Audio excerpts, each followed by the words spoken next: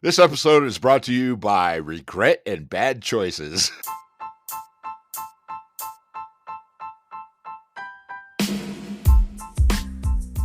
Are you ready? Starting now? Well, now you just messed it up, you knob. God, you know that the shit that we go through for this, huh? I know. Fuckers better appreciate it. When we started, we were just like, yeah, we're just going to do this, man. You know, shoot our wad into the wind and see what happens. What's the title of this podcast again? I don't know. Objects, I don't know. Something with a penis, I guess. Right. Our fucking faces are everywhere now. Right. You know, but You're welcome, ladies. Right. Popular with the ladies. Right. Oh, I'm not even going to apologize because hopefully it sounds fucking hilarious. Yeah, totally. This is fucking explicit now. The explicit button. Let me use my finger. La, la, la, la, la, la.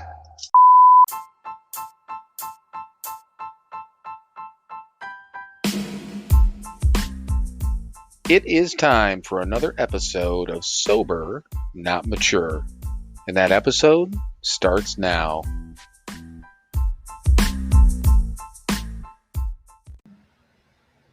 All right, everyone. Welcome once again to another episode of Sober, Not Mature. And yes, we almost didn't have a guest tonight. we're just going to start right out fucking with you, Lane, because Lane had a little bit of a delay, right? Is that what we're going to call it, Lane? Sure, delay? we'll call it that. Delay. That's Just- perfect. It was just a delay. It was outside of her control, I'm sure, because we know better. She didn't do it on purpose. No. But we do have our friend Lane Kennedy. She's from the Sober Curator. Also wrote a book. You do some cool stuff with wellness, which we'll get into. We'll get into all that stuff. But you've also been sober for an ungodly amount of time, which we'll also get into. But two things I want to start off with real quick. And Mike, one's a story I want her to tell real quick because I think you'll appreciate this. But I got one question. First question for you, Lane. You've done some podcasts before, correct? Correct. Have you ever done a podcast where the folks have been nominated for best podcast? I have not. But you have. Yes, you're welcome. You're welcome. So, because now you are. Yes. Now you're on a podcast because we've been nominated for best podcast. Which is so cool. I can't even fucking podcast. Right. See, it's just kind of quality entertainment that these people pay for. So good. Well, here's just everyone that listens. Yeah, this is the quality, especially if you're a new listener. Our guests don't show up on time. I can't say podcast. We just talk about whatever shit we want to. Right. Mike and I spend 15 minutes talking about his fucked up day and my hurt shoulder. My shoulder hurts. So if I can get through this episode without wincing and going, oh fuck, if you hear that, that means my shoulder hurt. It's my mouse hand. So Is that a euphemism? Yeah. Well, you know what? I didn't say my monkey hand, so Okay, but next question, or actually story. I'm gonna start off before we get into everything, Lane. I want you to tell a little story, and you're gonna remember this, okay? Okay. So there was a commercial, a parody commercial on Saturday Night Live. Oh God, about no. Hang on. About non-alcoholic beer. Do you remember the commercial? Yes. Okay. Oh God, yes. So whatever it was like non-alcoholic, alcoholic, blah blah blah. Basically, Mike, if you didn't see it, I did not. I haven't watched Saturday Night Live in fucking 25 years. I didn't either, but Elise posted the shit out of it because it made her mad. She didn't like the fact that they were kind of making fun of the NA drink and the sober movement and all this stuff, because it turned out being kind of like the guy was actually it was alcoholic, non-alcoholic. Am I getting this right, Lane? Yes.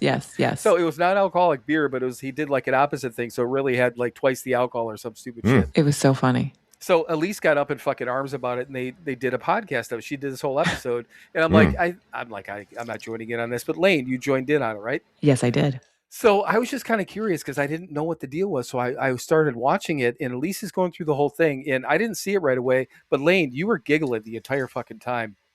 And because it was funny. Elise got so fucking mad. She's like, "Why are you laughing?" Yeah. And Lane's trying to tell the story and trying to go back and forth.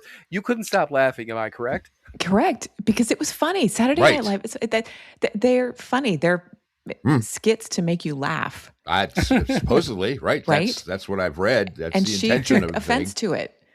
She's sensitive, but we know that that's why we love her. Right. She forgot Rule 62. Yeah, exactly. Oh yeah. On that. Oh yeah, she really did. Because she was literally, she was up in fucking arms. I'm watching this shit and I'm laughing my ass off because I was laughing at you, Lane, and then Elise getting mad. It was just so fucking funny and then towards the end, she's like, oh, I guess it is kind of funny. It was a little bit funny. She came around. She kind of came around. It took some time though. But I think, I don't know, being sober a long time, there's so many things that have changed over the years. It's just kind of like, whatever. Right. Like, whatever. Am I recording? Is this? Yeah, you are. Yes, this is it. This is the fucking podcast. This is all it is. Are we going? Yeah. So this is what we do, and we keep all this shit in. So this is what gets us nominated. So great. This is it. If it sounds fucking terrible, I don't know why people voted for it, but. No, it's good. It's good. So the thing of it is though, and then do a brief introduction, Oaks. You just mentioned obviously it's a great lead in, being sober a long time. So just briefly, who you are, where you're from, how long you've been sober, just a brief intro, and then we'll get into things, okay? Brief intro. I mean, yeah. Just who you are. Kennedy, sober 12/31/96, class of 96, getting right in on the end there. I live in San Francisco. I feel like I've lived 3 lives. I work predominantly in the wellness space, like you mentioned. I work in DNA and nervous system regulation. I have a 16-year-old son, which is crazy, and 2 Irish wolfhounds that keep me busy. Nice. Yeah.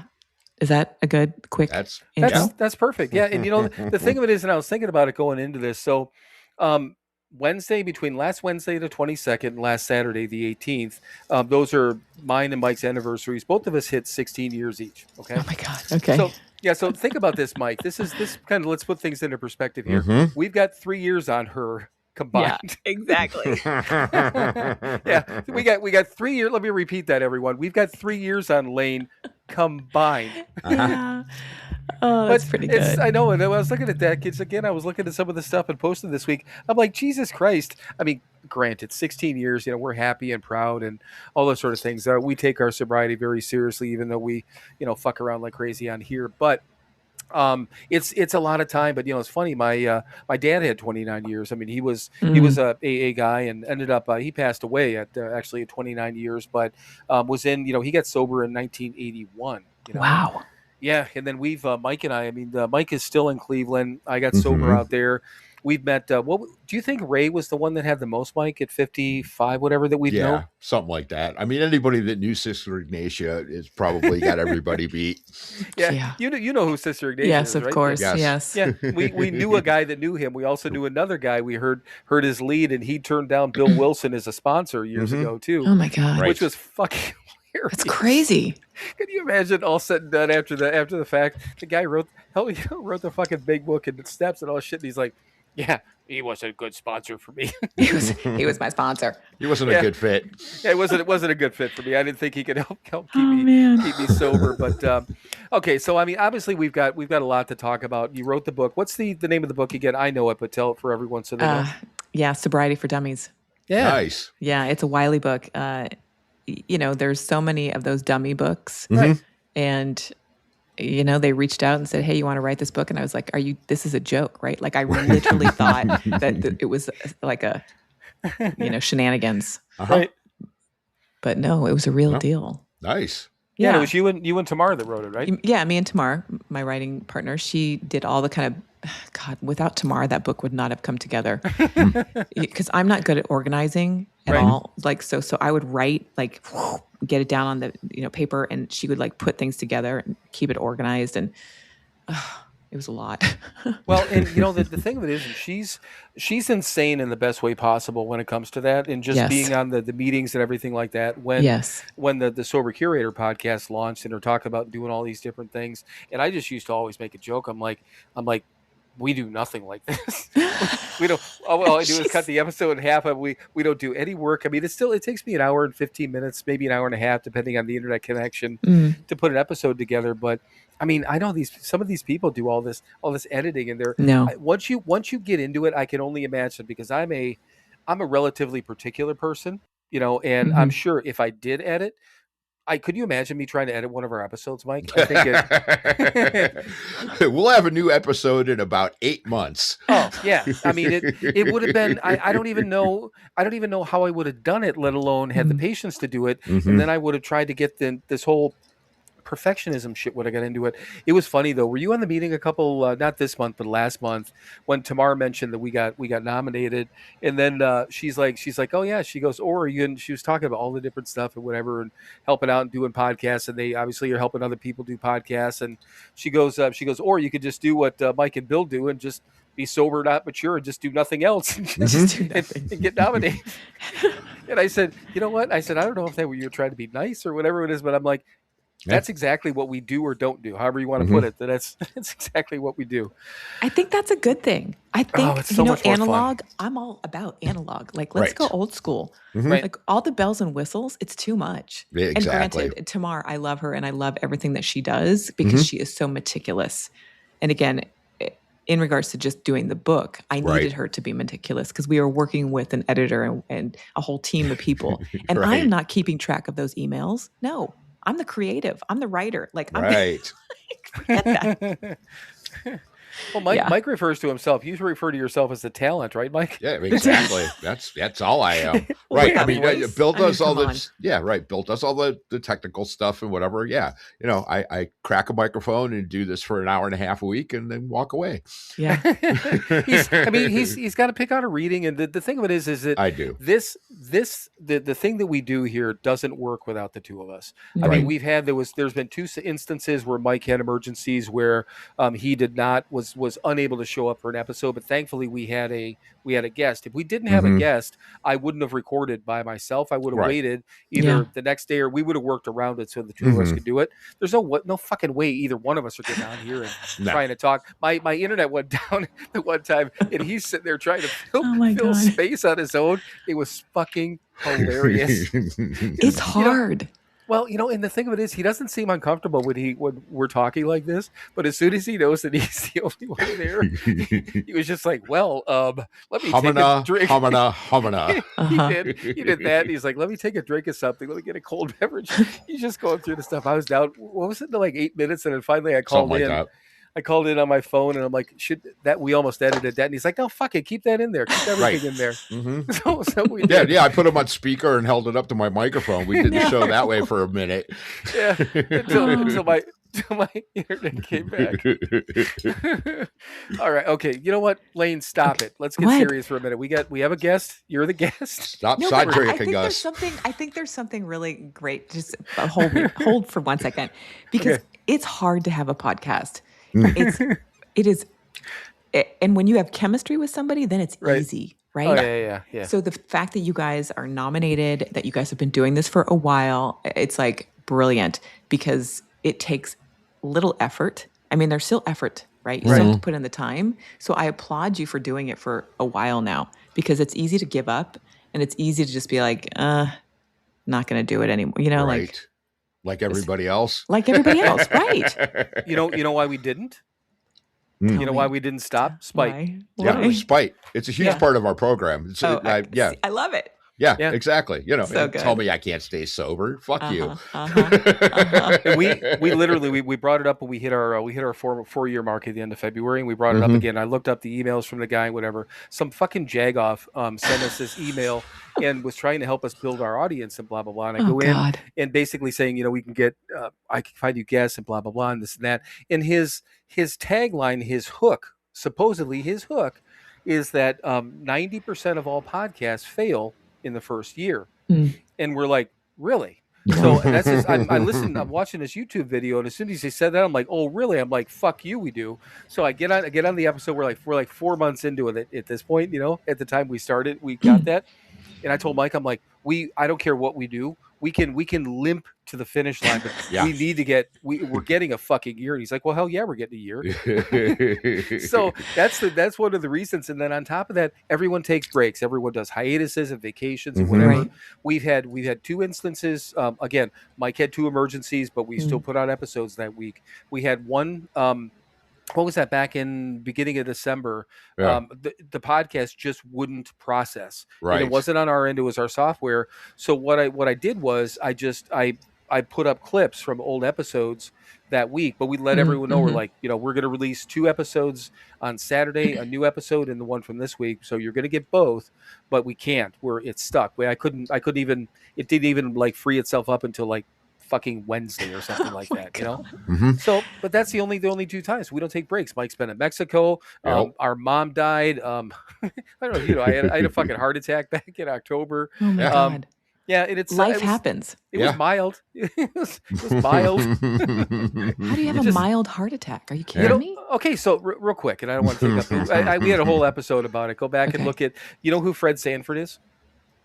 No, I can't say yes to that. Okay, somebody, if nobody's listened to the episode, look up Sanford and Son, look up Fred Sanford. Oh, yeah. Okay, now I know. Yeah, so scroll back, and if you see the picture of Fred Sanford, that's a heart attack episode, because of course he was always saying it was the big one. He was coming, So got it. Mike does the pictures for the episodes. Yeah. But a mild heart attack is when when you've got severe blockage, but your arteries don't shut down. If they shut down, you die. Okay, wow. That's a major heart attack. So it was the one that they called the Widowmaker. That was the main one. That was the right, I think, whatever it was. So that one was 90% blocked. Jesus. The other one was 80%. And the thing of it is, I eat well, I exercise. I did smoke for a number of years, but I quit like 3 years ago. I was still vaping, but other than that, taking care of myself. I call it ish, but still eating well, whatever. It was all hereditary, and it was my fault for not keeping on top of it. So, because we've had 3, the males on my side of the family don't live long. They die in their 60s, and I'm 57. Okay. And I was stupid not to do that. But that's what a mild heart attack is. I didn't know that either. God. But if it shuts down, I would have been dead. So had I waited any longer and ignored the symptoms that they were fucking crazy for me at that last day. But had it So if you were one of my clients, you would have been taking care of your shit for sure.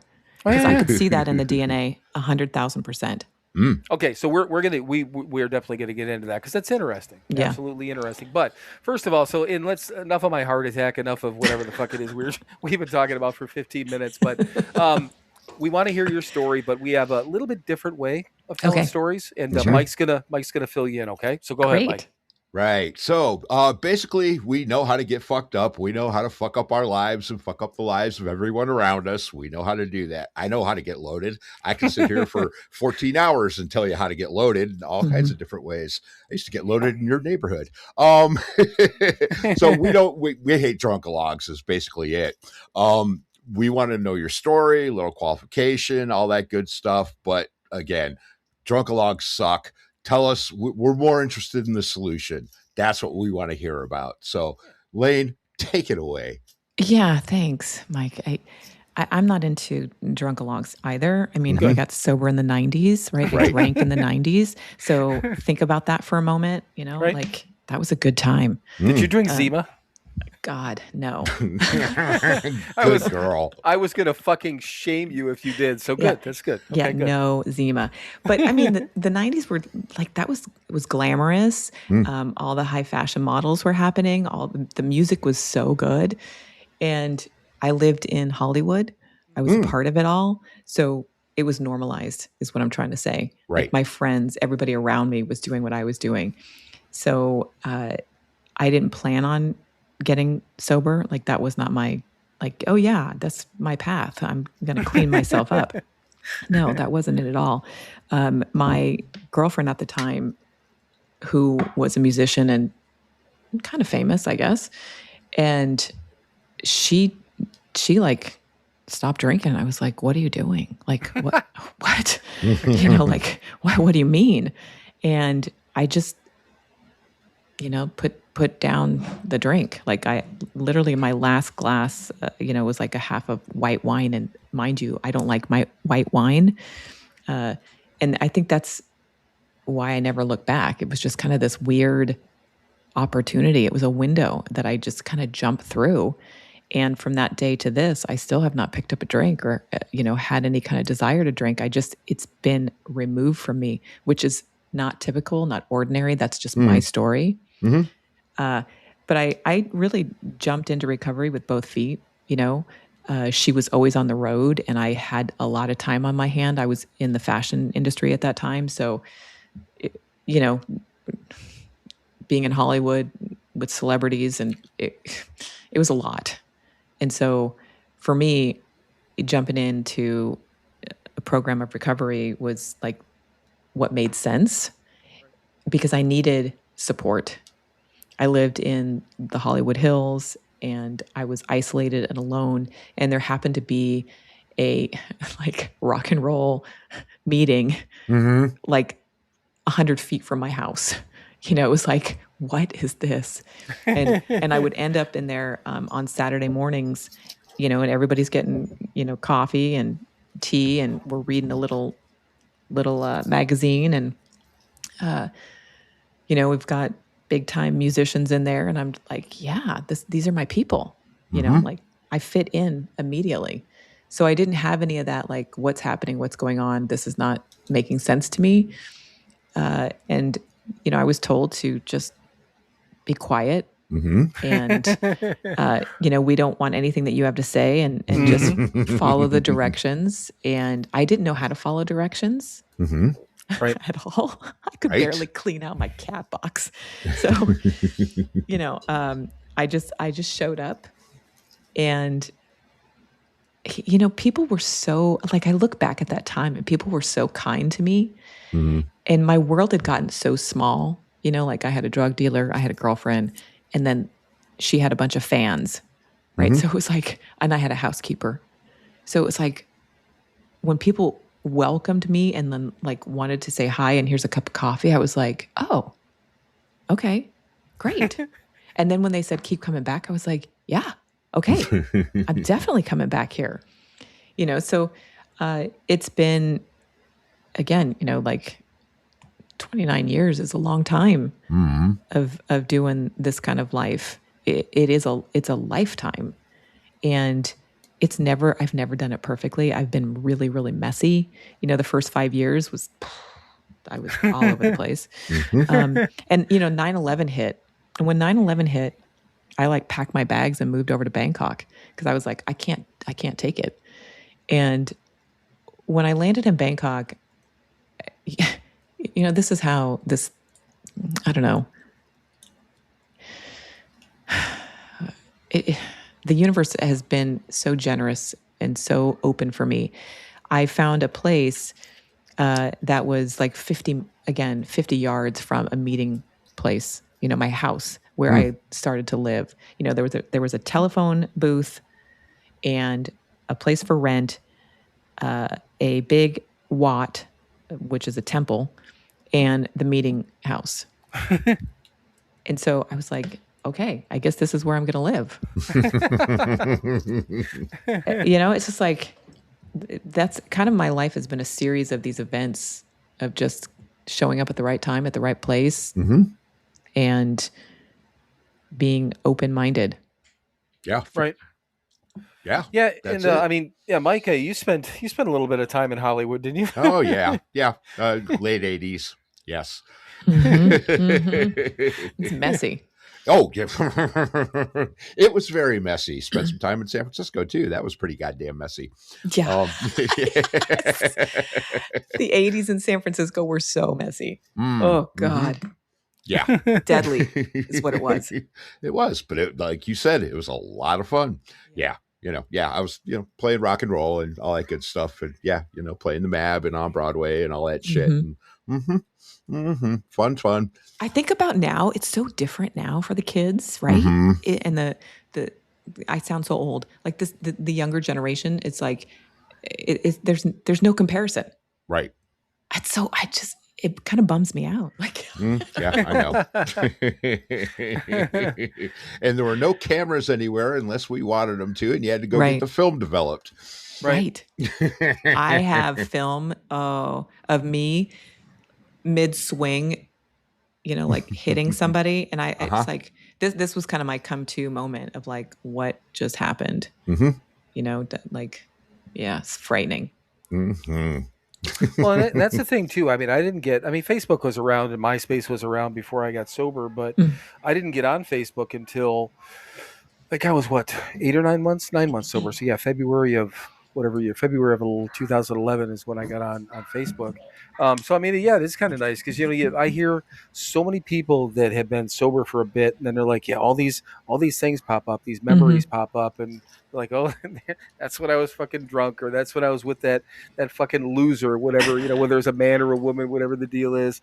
And I have none of that's documented, for me. And I mean, with the things that come up now, thankfully, that even the people, because there's been a lot of death. I mean, since I've been sober, family members, and obviously we know friends and all those sort of things. Countless number of people. I can't even imagine. Well, I mean, you've been sober over twice as long as us, or twice as long as us. So the number of people that or that on the outskirts, that friends of friends that have died. So I mean, yeah, I get that. I get family members like, yeah, gosh, they're not around anymore. Or a good buddy of ours, we were talking about. Mike and I were talking about when I was just out there last weekend, around our anniversary time, our buddy Pat had passed away a couple years ago. Has it been 2 years, 3 years now? Mike? Yeah, a couple years. Yeah, somewhere in that range. And, I mean, he'd always, he had a few years on us, 2-3 years on us. And, he'd always compliment us. He was a good role model, a good mentor and all that sort of stuff. And, so you see these comments on Facebook and it's just kind of like a deep breath moment. Just like, a sigh, but I don't have to look back and I don't have to deal with regrets in my Facebook memories and any other, I mean, thankfully the regrets that I've had, we've got a program, that deals with that. And, you could easily get yourself kind of drawn into those things again, looking back at whatever. But, Mike and I talk about that all the time on here. You call it dangerous, right, Mike? Yeah. Oh, absolutely. Yeah. Well, it's, living in the past, man, dwelling on it. I believe I read somewhere we're not supposed to do that. Yeah, no, it's not good to do that. No, right? It's not. Right. Live in the now, man. Live in the now. So you just kind of, as you just put it, Lane, I mean, you felt like there was just kind of these moments where you just were in the right place at the right time. But I mean, do you also think, and I mean, we talk about the same thing, that when you're doing the right things and hanging out with the right people and walking the right path, it's amazing, when a lot of these things end up in your path, these positive things, right? I mean, do you agree? 1,000%. Everything good in my life is exactly because of that. Because I'm connected to the principles of a program that I believe in. Because it's saved my life. Absolutely. Right. Yeah. And like you said, we're open and we make ourselves available and hey, imagine that good things come in and we're doing, and we're doing good things, right? We're doing the next right thing and all that. And right. We're not negatively impacting the universe anymore much. And so, right. Qualify it. Right. And so we're doing good things. We're putting this positive stuff out and hey, guess what? It comes back to us. But there are times, I don't know, I think there's like dips in sobriety. Oh, sure. Oh, God, or like, I think of them, well, I can look at them now as decades. The first decade was, like learning how to live, right? And then the second decade was like, okay, I'm now living. And then this third decade is kind of like, oh, I have to deal with what I didn't deal with before. Like, it's a different playground. Right. It's completely unrecognizable because now I'm looking at, restitution or retribution around things that I did while I was not drinking. Hello. Oh, sure. Yeah. That can be some fucked up stuff right there. Yeah, right? I can imagine. That's like next level, like Zen mastery, like Jedi stuff that you have to wrap your head around. Sure. And I think this is where people start to go out and drink again because life gets real. Yeah. So in those circumstances, you think if you're dealing with, and I'm not asking for obviously examples, it's none of our business, but so if you're dealing with something like that you had to like wreckage of your present, or the sober life, wreckage of the sober life. So do you think those things happened because you got lazy, you forgot about it, it popped up when you didn't know, or how do those things happen? Do you think? Or it's just the fact that you continue to grow and you start realizing, oh shit, I've been, hanging on to this old stuff and I'm still acting, and ways that I shouldn't be acting. You're learning more, and as you're growing, you're learning that, oh, damn, this thing I thought was okay kind of isn't. Yeah, I think it's a little bit of both. Okay. Yeah, I think there's been, like, the longer we live, like just age-wise, right? We start to realize, oh, I don't like the way that I'm acting. You know, I'm 40 years old and I'm like doing this. That's not cool. Or I'm, 50 years old. Like whatever age it is, right? It's the same thing, I think, in recovery, where it's like, oh, I'm now 15 years sober and I'm still doing this, like this weird dating thing, or I'm being a stalker, or, like, I'm binging on food. Like, you know what I mean? Like addiction is going to pop up however it's going to pop up. And so I'm either going to take care of it, or I'm just going to say, nah, I'll deal with it later. Or I don't even, like think about it. And it piles up. Right. Well, and you mentioned something that we've talked about it, and I came to a realization probably, I don't know, 6, 7, 8 years ago, somewhere in that range. It certainly wasn't, in the last couple of years, but it certainly wasn't to begin with. When before I got sober, I had two modes when it came to relationships. I was either, kind of like, okay, this person's cool, they're a friend, or I love you, and why are you, don't ever leave me, type of thing. I mean, I fell and I fell. No, I was, and I never realized that until after I got sober. So it was really easy. I didn't have a lot of long-term relationships, but the ones that I did, my marriages especially, and again, I was drinking, my head wasn't right, and all those sort of things. I didn't know how to deal with that, with that rejection, and then, and it was, I don't know, probably, 7, 8 years ago, whatever it was. Have no idea how I came across it, or probably read something or heard something, whatever it was, but I realized that. And I talked about it plenty on here. I can, and I do. I love on different levels, so I learned that I can love people without being in love. I can love somebody without, again, going, I don't have to be a 10. I can be a 7 or 8 with somebody, or I could be a 4 or 5.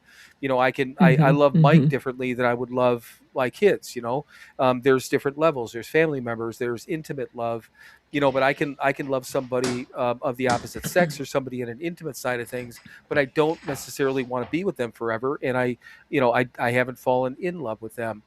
And, part of that's been, for me, it's been fucking amazing.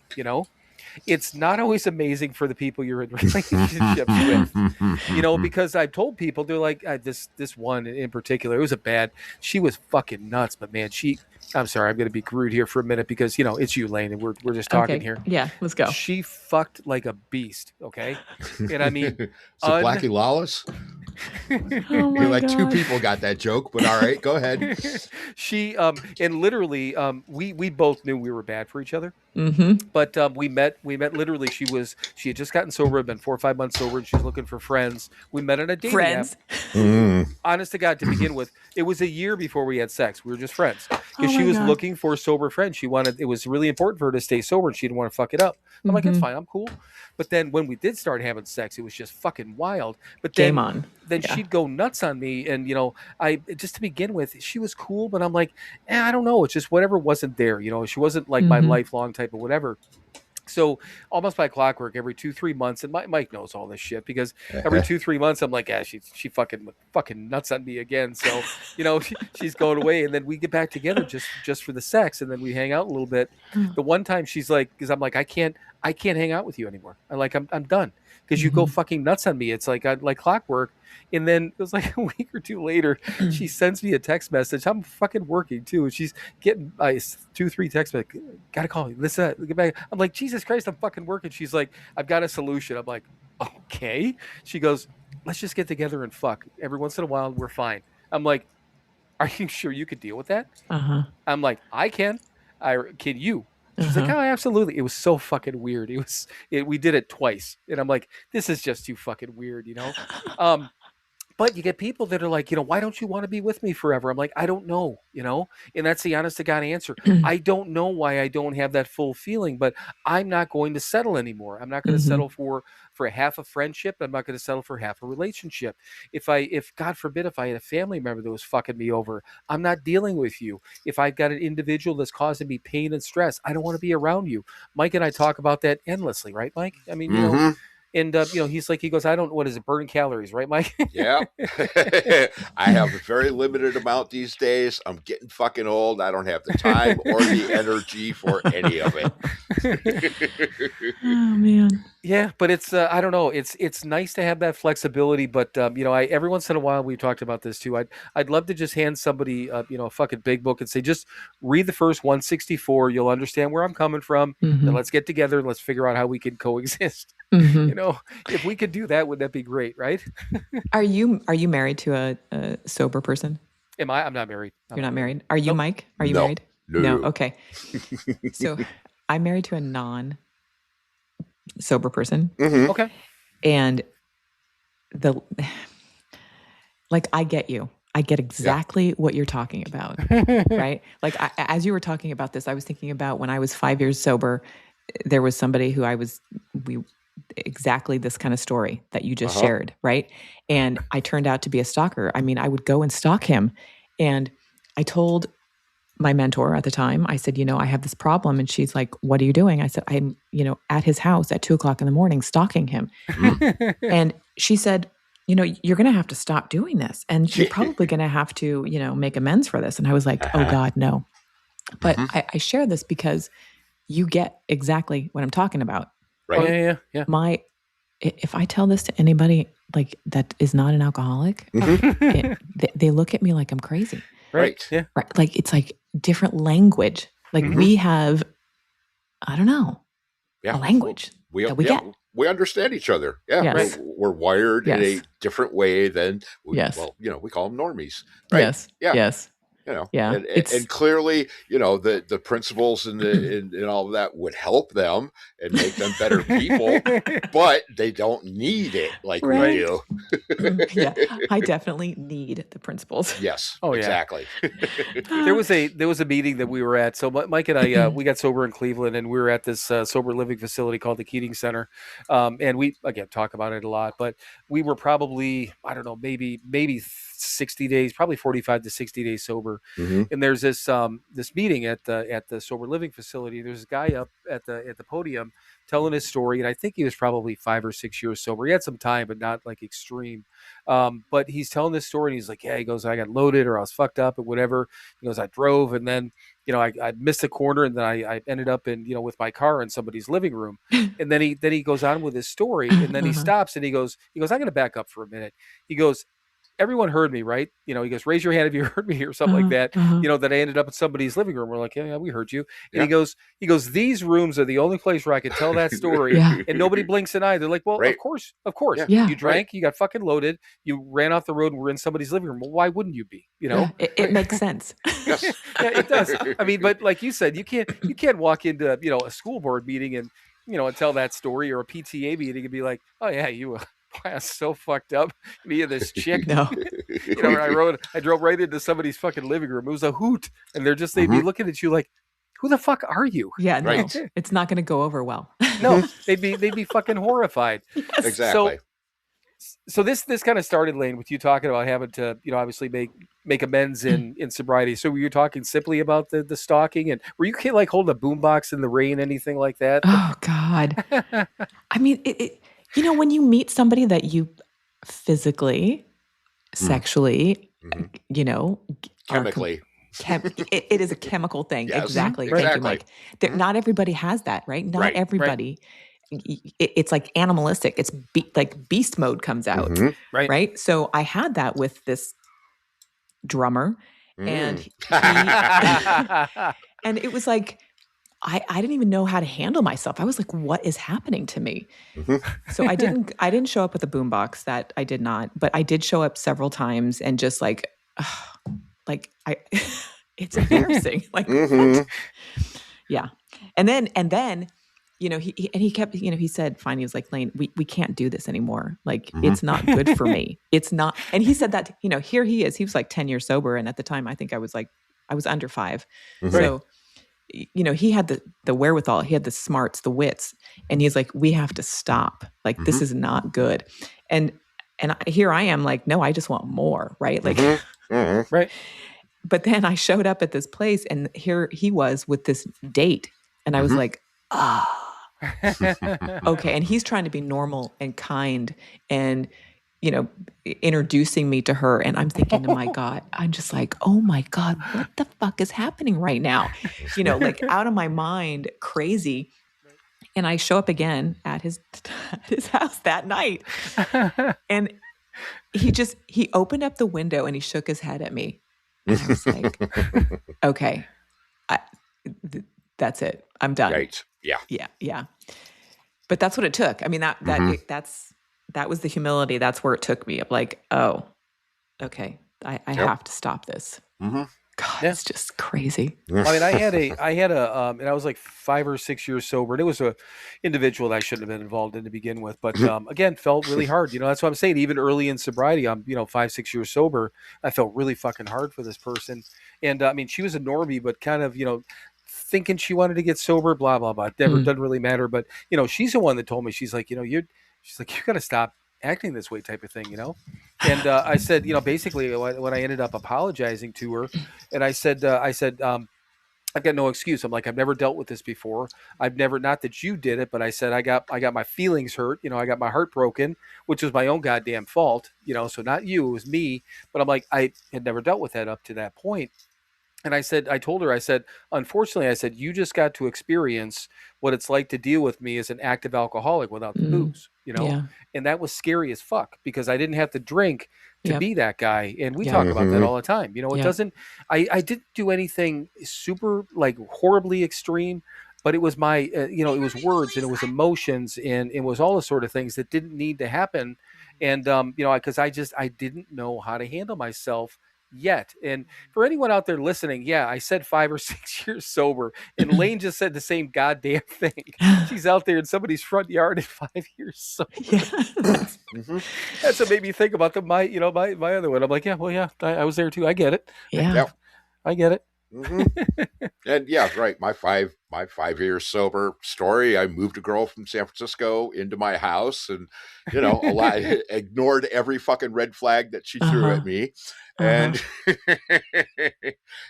right, and she brought drugs into my house. Oh my God! Yeah, thankfully, I was so fucking sober that she couldn't stand to be around me anymore, and she went back to California. Thank God. Right. But yes, so apparently, all around 5 or 6 years sober, we make really stupid moves in the romance department. I think it's because we're starting to like, oh yeah, I know how to do this. Like, yep, exactly. I'm like, good, I can do this. But and that's what keeps happening. Like we get this time under our belt, this like life experience. Like I can handle it, but in reality, I'm not handling things well. I mean, I'm still super messy. Yes, right. Like, and I used to really give myself a hard time about that, and now I'm just like, whatever. Yeah, right. I can't. Like, I cannot. Yeah, well, there comes a point where it's just acceptance, I mean, yes, steps 6 and 7, absolutely, we want to get rid of the shit and we're willing to get rid of the shit, but some of it, we just have to accept it, we just have to mitigate it the best we can because that's who we fucking are, and we can't beat ourselves up over it, and we can't, we have to, again, minimize the damage that we do, and don't inflict ourselves on other people the way we used to, but there's some shit that just it's gonna stay fucked up for our entire lives, and it sucks, and we just have to make sure that we keep an eye on it so it doesn't get out of control like it used to be. Right. And I think there's that part. I mean, you guys are talking about meetings and Alcoholics Anonymous, so I'm going to say that that's fair to talk about the new book absolutely. Here. Yeah. Because I was reading, whatever you want. Recently, I was just reading about the bedevilments, and in my book, I had dated, 2006, right? And it talks about like not having a job or like whatever they are, and I was like, oh, here I am again, right? Like 29 years later, it's like life just keeps occurring, and those pages still apply, right? Like, they still apply. God damn it. Right. Well, you know, the funny thing is too, and that I mentioned it on here all the time that I've also gotten to the point in my sobriety, and probably, I mean, what do you think, Mike? At least for the last handful of years, where I go to Mike, I go to Mike for all sobriety shit. You know, if there's ever a thing that's kind of fucking me up, where I know that only he would understand, I go to him. You know, because I know he's going to shoot me straight. Number one, he's going to know where I'm coming from. As fucked up it may sound, he's going to know where I'm coming from. And then, you know, like life stuff too, I'll go to our sister, and then, you know, when it's things that I want to do in general, that I don't necessarily, not that I don't trust myself, but I don't trust myself. I want to make sure still that this plan I've got in my head, because this head of mine can still, I know for a fucking fact that this head can still develop some weird and whacked ideas, and I need to get it either out on paper. I need to speak it. I need to get it out on here. We'll talk about things on here. Or if it's things that, you know, we don't want to air out to everyone, I sit down and talk to. I run shit by my kids, you know. I'm like, this is what I want to do. Is it crazy, or does this even make any sense? You know, because I don't, well, two things. I don't want to do something to, you know, again, that's reckless. But I really don't want people to be looking back on what the fuck is he doing? You know, I don't want to act like an active alcoholic anymore. I want to act like a responsible human being. And I know that it doesn't matter how many years I have. I'm not a responsible human being all the time, Exactly. you know, and I know I'm not, you know, so I need to make sure that I'm still being that guy, you know? But yeah, when it comes to, I mean, we came through the AA program. We've had plenty of people on here that have done all these other things that are out there, and we don't give a shit. Mike's, tell her what you always say about what people do with their lives. I don't give a shit how you got sober, as long as you're staying sober and it's making you a better person and you're being a better human being to the people around you. I don't care how you got there. Yeah. I I kind of feel the same way. Yeah. You know, I mean, the 12 steps is what I use personally. You know, and everybody who's listened to more than a couple episodes of this thing knows I'm an atheist, and I work the 12 steps. You know, I found a way to do that. You know, I have powers that are greater than myself that I lean on. And they're not metaphysical and they're not supernatural. I find physical and natural just fine. I don't need to make them super and meta.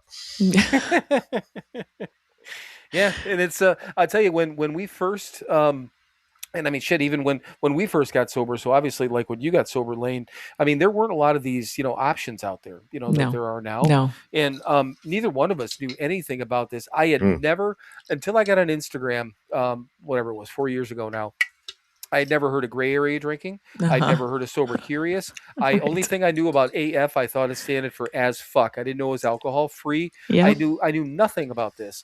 I knew about Smart Recovery because I had a friend of mine in Wisconsin that did Smart Recovery meetings. I didn't know about any of this other shit. This recovery Dharma's one, recovery elevators, another thing. All these fucking communities out there, which is fine, you know. And there's an individual that we talk about all the time, but we've never named this person. But you know, this individual, you know, kind of rips on Alcoholics Anonymous and is trying to change names and labels. And what? Like, I'm a fucking alcoholic, you know. So is Mike. I can call him an alcoholic. He can call me one. That's how we identify. Yeah. When people are out there saying that, you know, the word alcoholic and this individual, there's a group of people, but this individual is trying to lead this cause, you know, about getting rid of the word alcoholic, that it's outdated, it's old, it doesn't mean anything. God. Well, fuck you. Okay. It means something to me, you know? Exactly. And I used the first example I used, I said, if I went to the doctor and the doctor's like, you have this thing, okay, and there's no cure for it, and it's going to start fucking with you. We're going to have to give you this medicine and probably kind of do an x-ray thing, is you're going to lose your hair and you're going to throw up all the time, but we're not going to put a label on it, but we're going to treat you. And you're going to be like, well, what do I have? Yeah. You know, so cancer is a fucking ugly word. You know, it's an ugly circumstance. It's an ugly situation. But I mean, is the word outdated? Of course not. It's the same goddamn thing. So that's the only thing that, and I try, and this is where I kind of, I get a little bit lit up about when I think about these things every once in a while, because I'm like, neither one of us, we've been so goddamn open. Do whatever the fuck you want to do, but don't fuck with our shit. You know, don't change our book. You want to go make a new book? Make a new book. You know, just like they did with new fucking Coke. You know, leave Coke as it is. Go do your goddamn new Coke. I don't give a shit. Go do new Big Book over there. If you want to do new Big Book, do it. But leave ours alone. Leave it the fuck alone. Okay. You just said so much, both of you. So, okay. There's so many places where I want to go with this conversation. Okay, real quick though, so, maybe this is a good place. We've said a lot of things. What do you think, Mike? A time for a quick break? Absolutely. We're gonna go listen to a couple of words from our sponsors, and we're gonna come back and hear where Lane wants to take us right after these words.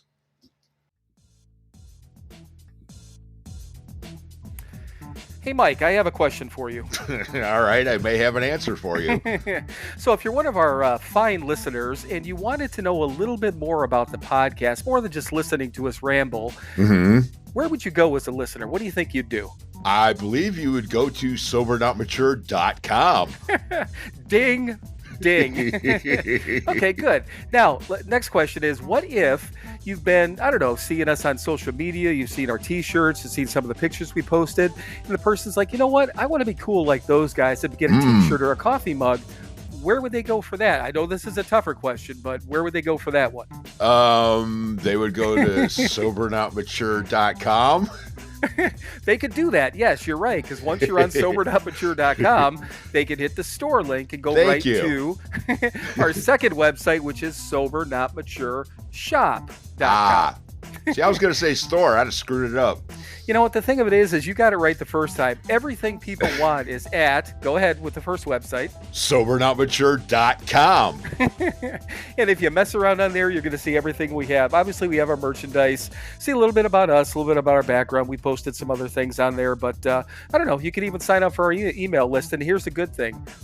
We barely email anyone ever, so you're not going to get spammed. Oh, no, absolutely not. That would be like effort on our part, and that's not going to happen. Right. I have never used our mailing list yet. I may at some point, but that would take structure and discipline, which I don't think either one of us have, do we? I know I don't. All right. So just to wrap up here, to visit our main website and get to everything that is us, where would they go, Mike? SoberNotMature.com. Visit that today, right? Right. Okay, I think we're done. Are you done? I'm done. Bye. Bye.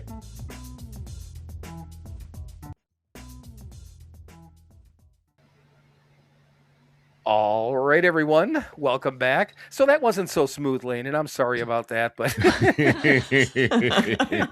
but you know what? Usually we try to find a comfortable place, but I'm like, no, what usually there's so many things and so many words to go. I'm like, this could go on for a minute because we've been in these great conversations here for these last whatever is 45 minutes. So I'm like, that's a great place to just interrupt the shit out of you, and then now we could just go and run free. So Lane, where are you going to take us? Okay, first off, this whole idea around somebody changing alcoholic, that's infuriating to me. Like, okay, that's all I'm going to say about that. Right.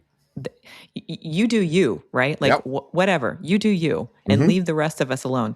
The next thing is that, I am one of these authors that wrote a book about sobriety. Right. And when Wiley approached Tamar and I was like, what? Who am I? Like, this isn't real. Like, and I only share that because now there are so many different programs and books and, about how to get sober. And the only reason why I said yes to this is that my dear friend said, Lane, you're going to say yes to this because if you don't, someone else is, and they're not going to have the sobriety that you have. Good point. Yep. And I was like, oh, okay, that's right. And she said, it's really hard to get a book publishing deal. So say yes to this. But I say that with there are so many ways to find recovery and stay sober now, right? And like what Mike was just saying, it's like, just stay sober. Yeah. And what the Sober Curator is all about, like, just stay sober. Like, just stay. And I think that's one of the threads about Alcoholics Anonymous. Like, we have statistics that if you stay around Alcoholics Anonymous, you're going to probably stay sober. Like, we have that kind of longevity and those kind of facts. I don't know about the alcohol-free area. I don't know about the gray drinkers. I don't know about their statistics. But I do know the statistics around AA. And that is profound. So Bill Wilson and Dr. Bob were legendary, right? Like, time they've been highlighted as, that century, a part of this great find, ideology. So I don't know if somebody's trying to erase that or say change alcoholic. There's going to be problems. I think there will be a lot of people that kind of step forward and say, no, you can't do that. Like, it's not going to happen. And here's a quick side note on that. I'm just going to interrupt to give this side note on this. Yeah. It's so hard for me sometimes not to, and we have not mentioned the person. We're not going to. It's not fair. I mean, if we ever have the individual, and maybe we'll have the person on here and we can debate it. Maybe we'll figure out that, this person's got some decent ideas and we can find a common ground. I don't think so. Okay. But I would be, if Mike would be willing to, I would be willing to have that person. And willing, right? Yeah, have that person on here to have a conversation. But until that happens, the part of it, Mike made a good point when I was telling the story one time about what I read on Instagram. He said this individual basically will be the type of person that throws a firecracker or a small bomb in the middle of a room and then acts surprised when it blows up. Oh, God. Yeah. So, and that was how these conversations were going. Because I was reading these things word for word from Instagram.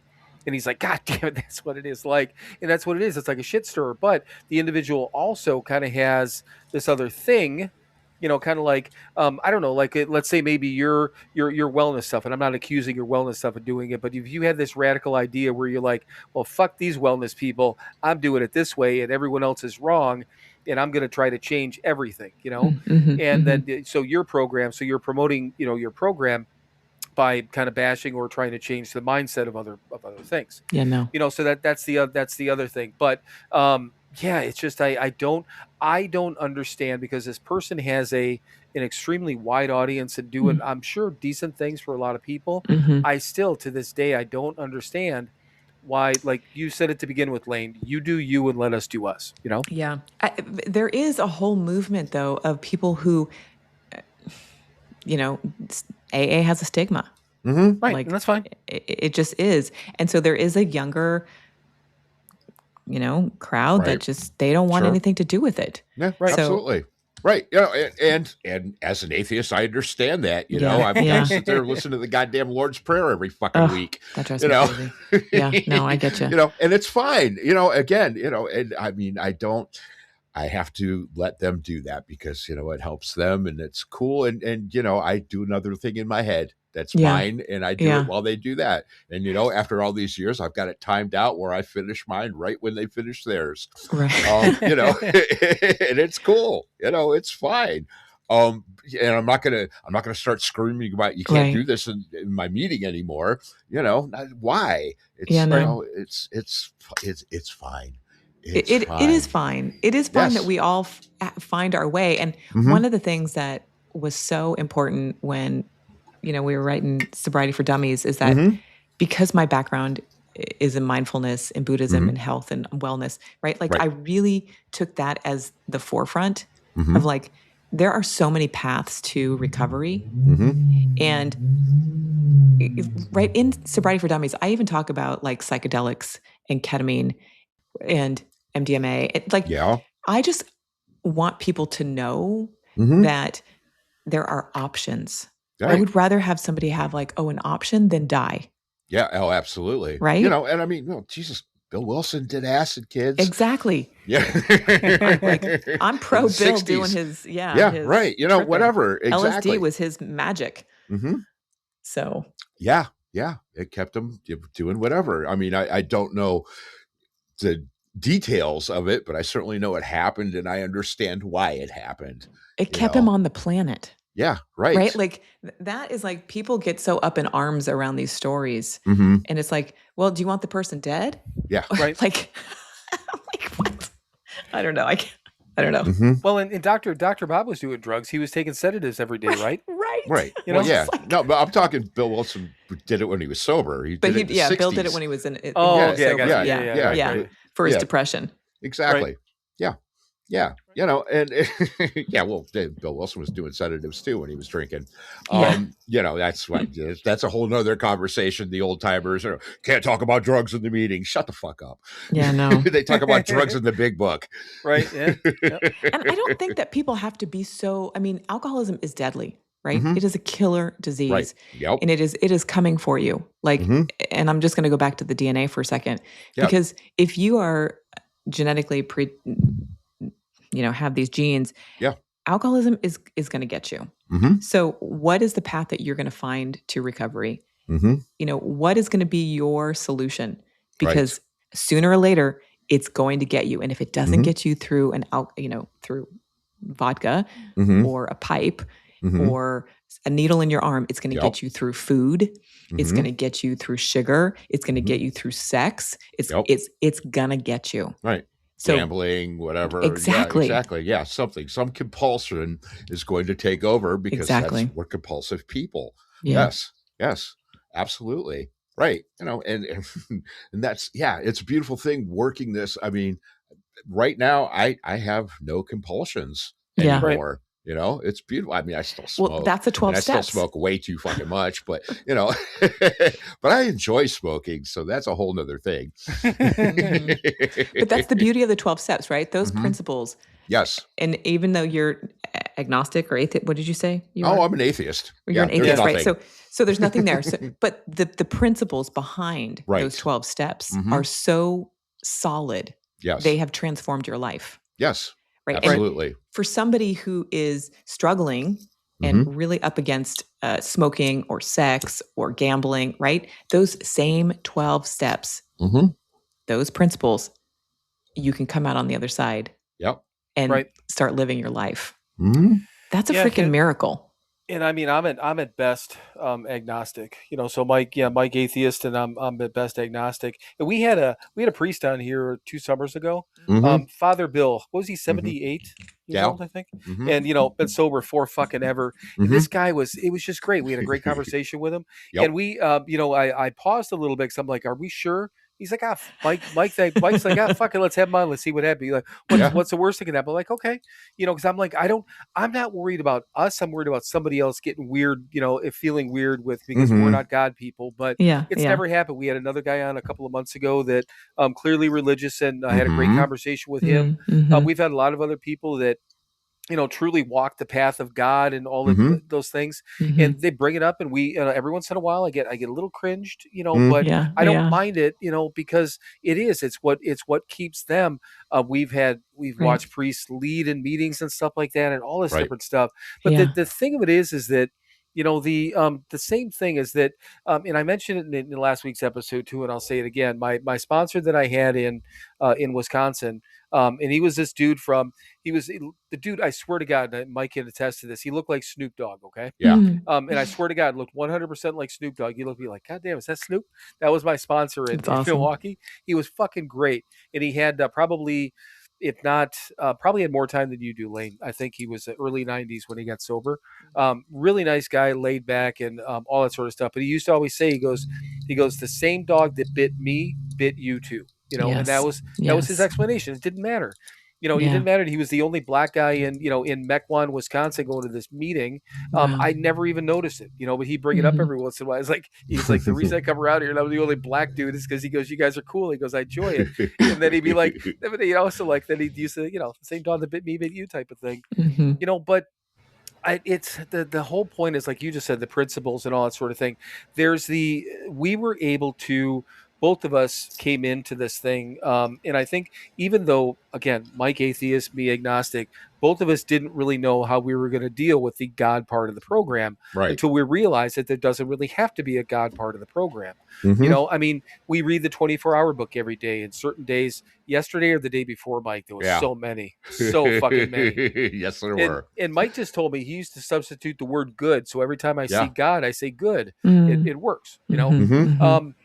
But, so we figured out right away, and we were told, you don't have to, first of all, you don't have to figure out what your higher power is right away. You just got to figure out a power greater than yourself, and Right. just know it's not you. So that's the number one thing we heard. And then we realized that we were told through this whole thing, it's the spiritual side of things. Even people that have gone back, that we know that have gone back to church after they got sober, their priest will tell them the same thing. Do your AA stuff over there and come here to do your God stuff. Separate them. They're not the same. You could use, God for your higher power. That's fine. Blah, blah, blah, but they're different things. And we've heard priests say that, so it's just, and here's the other thing. Like you mentioned statistics, Lane, and in the wide range of Alcoholics Anonymous, worst case scenario, if nothing else, to kind of solidify the whole God thing, it works fucking everywhere in the world, and, somebody on the other side of the world in this small community, with one AA meeting within 50 fucking miles, right. They're not looking at, most of the time, probably not looking at the sort of God that you'd find, down the street from where you live here, Right. So that in and of itself says how wide of a range. And I understand the stigma and the people have their thing with it. I don't give a fuck. Let them do whatever they want to do. I would never attraction rather than promotion, right? So I don't care. If somebody doesn't want to do AA, that's fine. I don't understand, some of these other programs. I don't know that I'd be able to. I could be friends with and try to give somebody guidance, but I don't know that I could throw the word sponsor on somebody if they didn't do an AA thing, just because I don't know that they would get the right stuff for me, if that makes sense. It totally makes sense. Have you had many conversations with the alcohol-free community or people from that world? We've probably had a couple of people on here. We had a couple on here. That's about the extent of it for me anyway. Yeah. Just people on here, and I can't even think. We've had people on here that have been just not really labeling the exact thing that they do type of thing. They just they don't drink and they're do whatever, and they didn't really name whatever. They haven't used the 12-step program, blah blah blah, but not deep discussions with actually just saying, okay, you're with the alcohol-free community, talk to me and tell me what you got over there type of thing. Yeah, it's a different mentality. Mm-hmm. Okay. Sure. Yeah. It's different. Right. That's all I need to say. It's different. Right. But again, if it's working for them, it's working for them. Sober, I don't care. It's making them better people, which is really the whole point of any of this. That's exactly right. Right. Making you less harmful to the people around you. Right. But most I can hope for. Right. But I think there's something really great about participants in AA. There is a friendliness, a jovialness. There's a lightness. I go back to that story that you said, Bill, earlier about the car landing in the living room. It's like, right? Like the things that we laugh about. I'm not quite sure about the other communities being as lighthearted as we are. At least when I've stepped into them and gone to conferences or been in meetings with them. Right. There's a little bit more seriousness, I think. And I don't know. I don't know if that's good or bad or whatever it is. It doesn't matter what it is. But there is members that are from Alcoholics Anonymous. We do have this levity. Yes. Which is really beautiful. It is. Yeah. Well, I mean, right. I didn't get sober to be miserable, to sit in a church basement 7 days a week, to and just bemoan life. I want happy, joyous, and free. God damn it! I want it all. We wanted it all. We wanted it all, and we wanted more when we were drinking. Why the fuck should it change now? Right. It shouldn't. Yeah. Back to the core of us, the things that we are.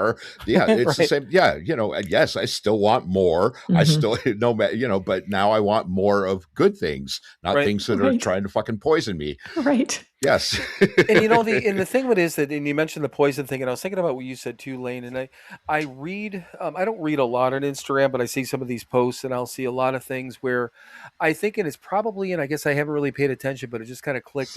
My guess is that these articles that I'm going to mention and this mindset that I'm going to mention is probably coming from more the alcohol-free community, probably some of the AA community. But when people are talking about the, carcinogens and the poison and really focusing on all that, and people who are really against like big alcohol and against alcohol and people shouldn't drink and, more of the, almost like the holier than thou up on on a rooftop going, alcohol kills, which, okay, sure. I mean, I get it under the right circumstance, but, Mike says it all the time, the dude can have a couple of pops at night and he gets up and, goes to work and takes care of his kids. So what the fuck, man? Right.